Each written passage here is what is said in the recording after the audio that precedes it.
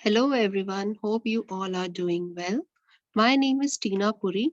Today I'll be covering Unit 3, Human Resource Management. Let's have a look on Learning Outcome 3.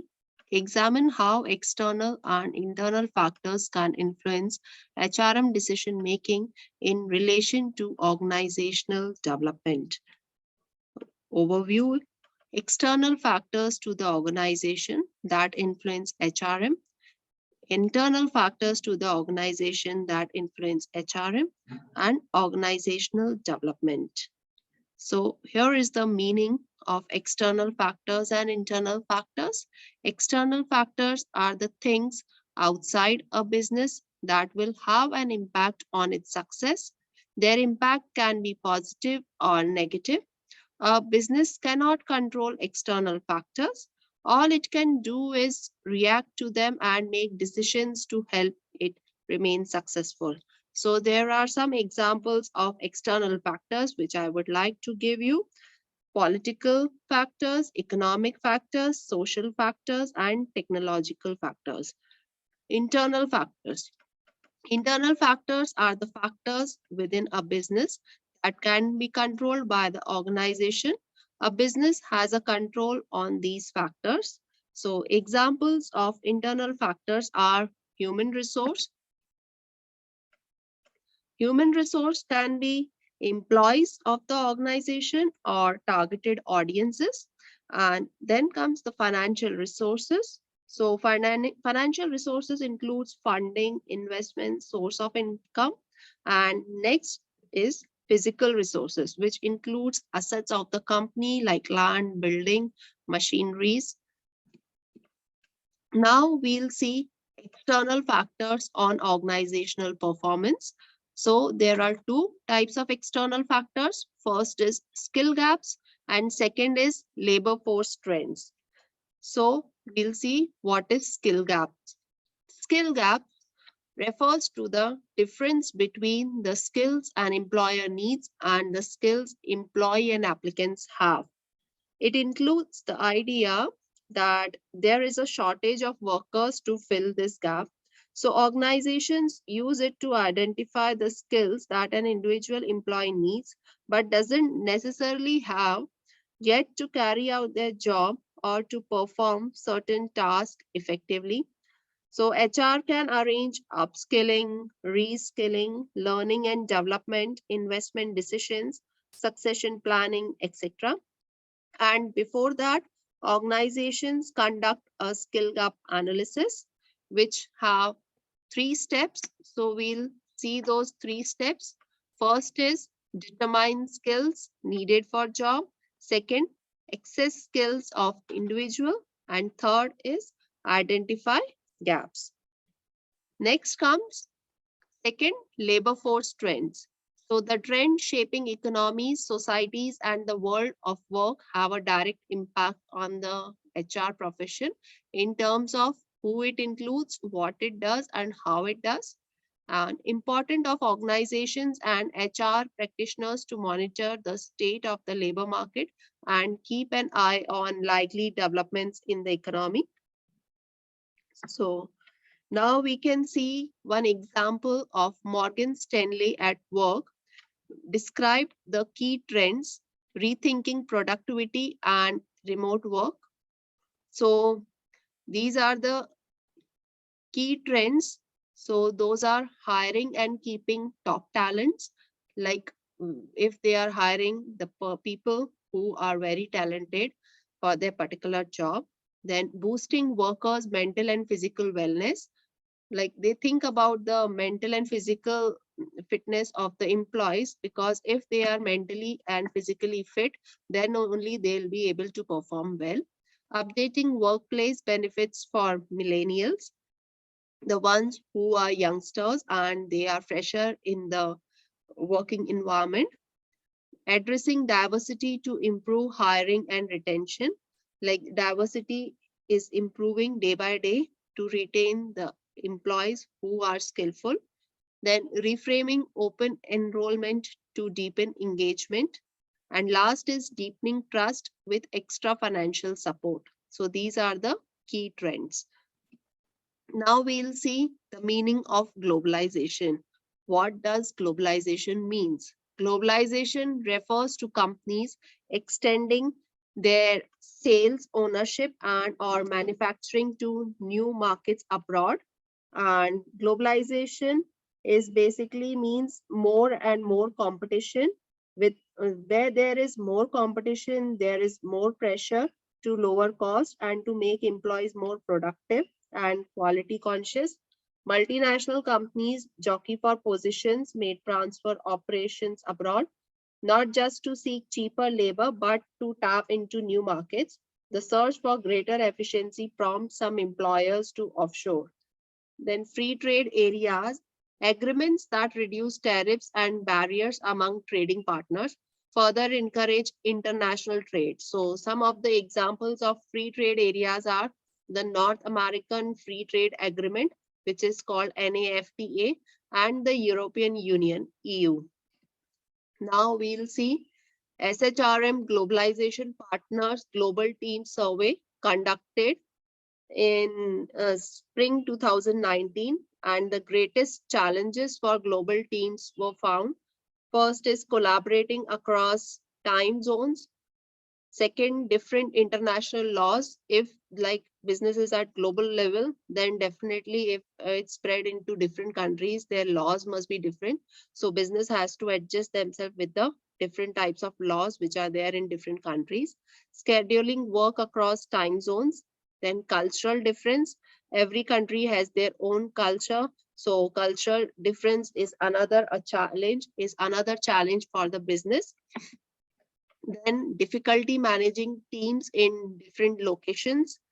Then language barriers. So language barrier is another challenge because every country has their own language, and that's why it becomes difficult for a business, for employees of the organization if they are dealing at international level.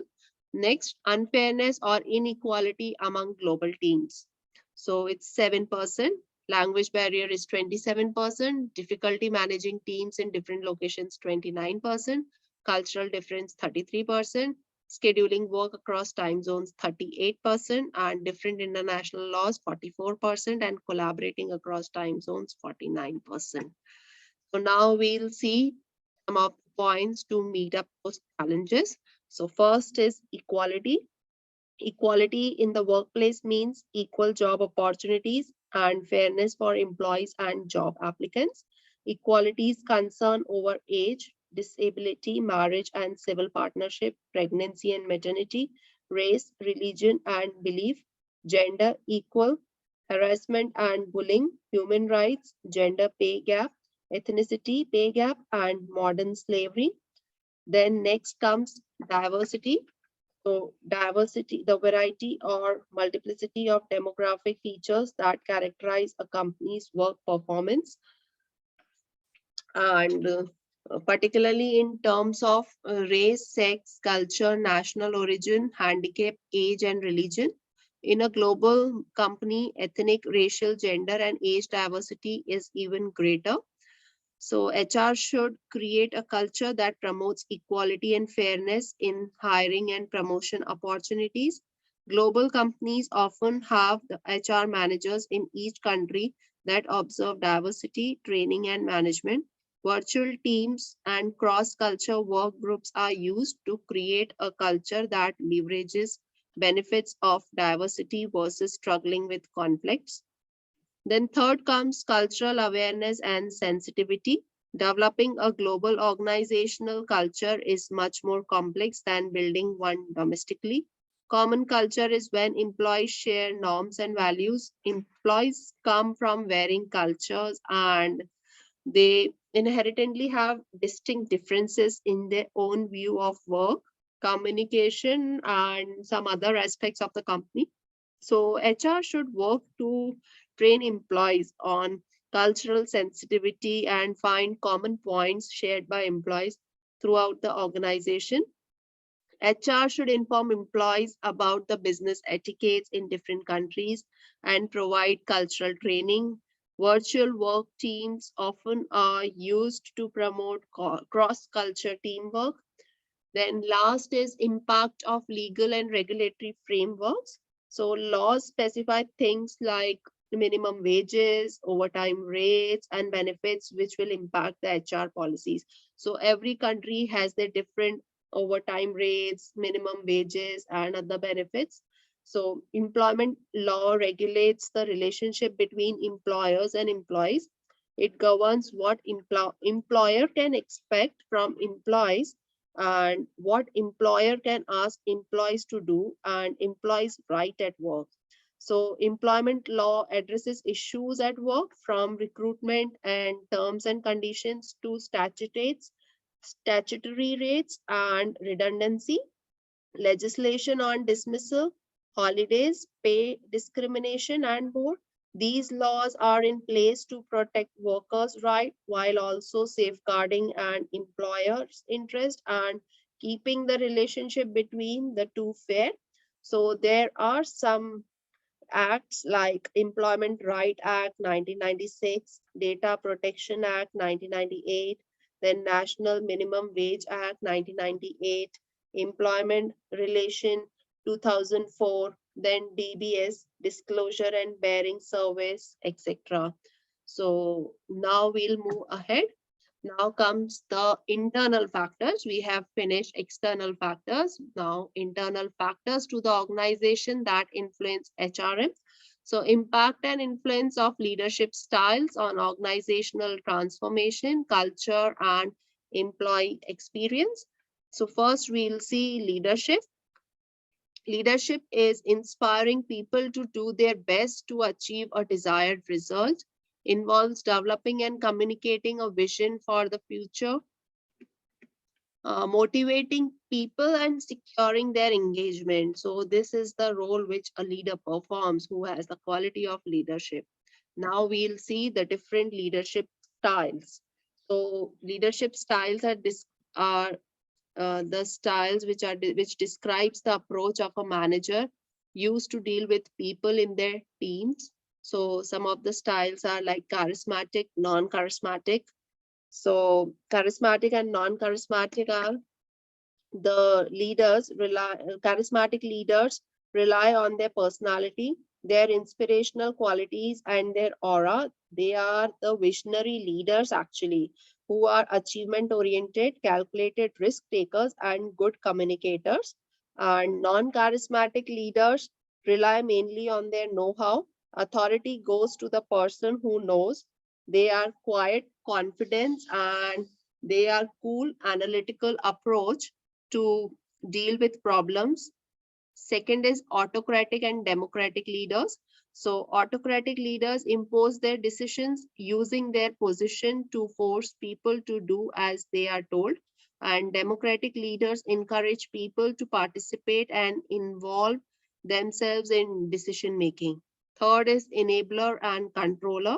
So enabler inspires people with their vision of the future and empower them to accomplish team goals, while controller manipulates people to obtain their compliance. And last is transactional and transformational. So transactional leaders trade money, jobs, and security for compliance, and transformational leaders motivate people to strive for higher level goals. Now comes the learning and development, how people learn and impact of digital learning. So first we'll see what is learning. So learning is a continuous process that not only enhances existing capabilities but also leads to the development of the skills, knowledge, and attitudes that prepare people for enlarged or higher level responsibilities in the future. So there are 4 types of learning. We'll have a look on these types. First is instrumental learning.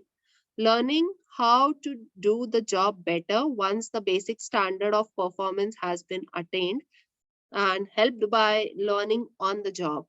Second is cognitive learning. Outcomes are generally based on the enhancement of knowledge and understanding. Then third is affective learning. So in this, the outcomes are based on the development of attitudes or feelings rather than knowledge. And last one is self-reflective learning. So developing new patterns of understanding and thinking and behaving, and therefore creating new knowledge. Next, we'll see digital learning. What is digital learning? Digital learning is the delivery and administration of learning opportunities and support via computer, networked, and web-based technologies to help individual performance and development. So now it's very common. Now many people are using computers, mobiles to learn different things. So there are different types of digital learning. Digital learning is also called e-learning. So there are different types. First is self-paced e-learning. So when the learner is using technology but is not connected to the instructor or other learner at the same time, that is called self-paced e-learning. Second is live e-learning. So in which by the use of technology, the instructor and the learner are together at the same time, but at the different locations. So that is called live e-learning. Next is collaborative e-learning, which supports learning through the exchange and sharing of information and knowledge amongst learners by means of discussion and discussion forums, communities of practice, and bulletin boards and chat rooms. So now this e-learning is very popular all over the world, and people are using it more often. Now we'll go ahead and we'll see the relationship between organizational culture and strategic planning and development. So what is organizational culture? The characteristic values, traditions, and behaviors a company's employees share. So the pattern of values, norms, beliefs, attitudes, and assumptions that may not have been articulated but shape the ways in which people in the organization behave and things get done. Values refers to what is believed to be important about how people and organizations behave, and norms on the unwritten rules of behavior. So now we'll see what is strategic planning and development. It defines projected changes in the type of activities carried out by the organization and the scale of those activities. So it identifies the core competency then that the organization needs to achieve its goals and therefore its skills and behavioral requirements. HR should prepare the workforce plan, taking strategic planning and development into consideration, ensuring people could be developed and deployed more effectively to further the achievement of business goals. So these are the relationships which we have shown between organizational culture and strategic planning and development. Now we'll move ahead and we'll see the organizational development, the changing work environment, example, need for flexible organizations and employees with adaptable skills and competencies. So we'll see the changing work environment includes use of part-timers, and in this employees should be allowed to work part-time, or they should be allowed to work flexibly, like according to their convenience they should be allowed. And like there are many shifts, so they should be allowed to work in different shifts according to their convenience. Apart from this, they should be provided with additional leaves. Okay. And a marked propensity for organization to subcontract work and to outsource services, like different services can be outsourced, and a greater requirement for specialists and professionals in the organization, and work from home with computer terminal linked to the firm, and adaptable skills and competencies. So it's the ability to adapt in the face of change, both in your work and general life, is essential to get success and growth.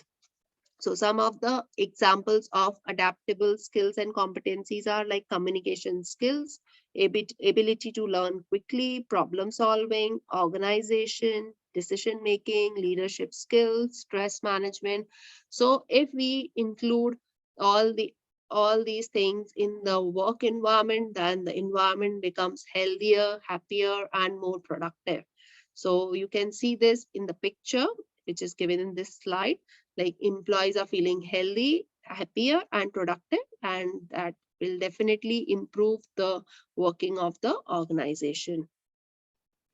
Now we'll see agile organization. So what is agile organization? It's a human-centric organization that responds and adapts quickly to change in the marketplace or environment. So the agile organization focuses on satisfying its customer needs through continuous delivery of valuable products. So there are some characteristics of agile organization. First is customer centricity. Like this organization is customer oriented and always tries to satisfy their customers. Second, a network of teams. So in the organization, all the employees are divided into small teams so that they can do their specific work according to their skills, and they could be able to achieve the main goals of the organization. Third is a shared purpose. So the purpose for every employee in the organization should be common, and they all should work for that common purpose, and then they will definitely achieve the goals and objectives of the organization. Fourth is open communication. So open communication should be entertained in the organization, like communications from superiors to subordinates. Like if superiors want to give any guidelines, then they are free to give any guidelines to their subordinates. And if subordinates want to share any feedback, then they are open to share their feedback with the superiors of the organization. Next, fast learning and decision cycles. So decisions are taken in the organization very fast after analyzing the various alternatives which are available. Then seamless integration of technology. So introduction of technology takes place in the organization like as soon as possible, and that makes the working of the organization smooth and easy.